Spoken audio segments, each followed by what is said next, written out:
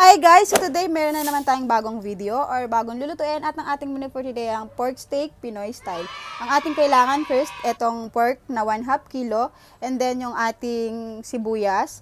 Tapos yung ating cooking oil sa pagprito and then yung ating konting toyo na 20 ml. And then sa pagmarinade naman, kakailanganin natin syempre itong calamansi juice na 14 pieces at yung ating 35 ml na soy sauce and then yung ating sibuyas. Game, let's start cooking! Okay, unang-una, papakuluan muna natin yung ating baboy na sa 3 cups of water or 2 to 3 cups of water and then hayaan lang natin na lumambot yung ating baboy.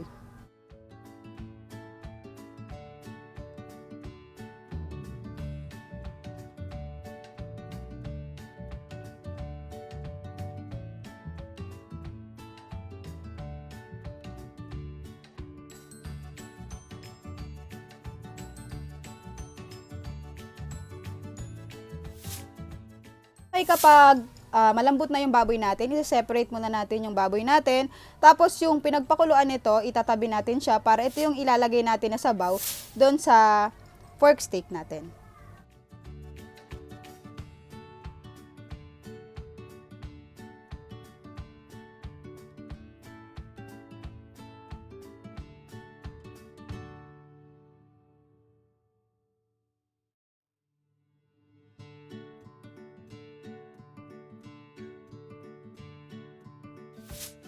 Then, after natin na itabi yung pinagpakuluan natin ng baboy, i-marinate na natin itong baboy natin sa calamansi juice na 14 pieces and then yung ating soy sauce na 35 ml.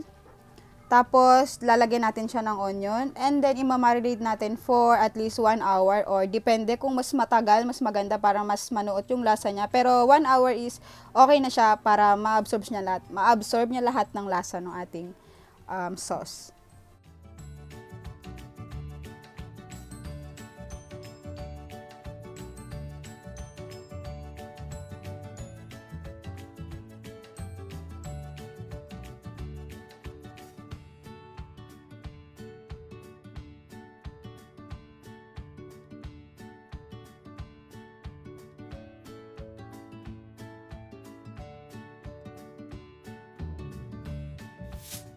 Then, after 1 hour na pag-marinade, sa isang kawali, papainitin natin siya and then lalagyan natin ng mantika at dito natin ipiprito yung ating baboy na minarinade.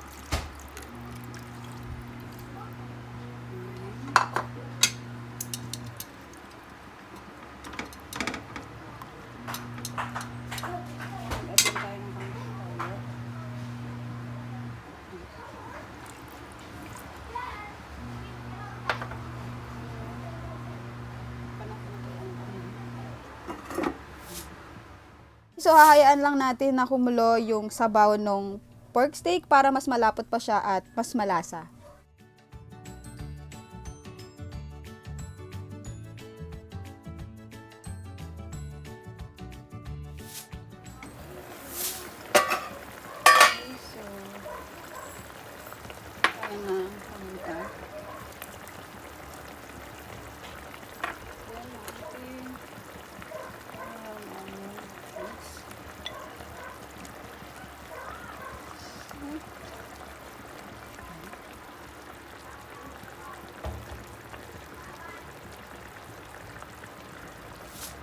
Okay, so luto na yung ating Pinoy style pork steak. Super easy lang. Sana ay nagustuhan nyo po ang video na ito. At kung nagustuhan nyo, please give us a thumbs up.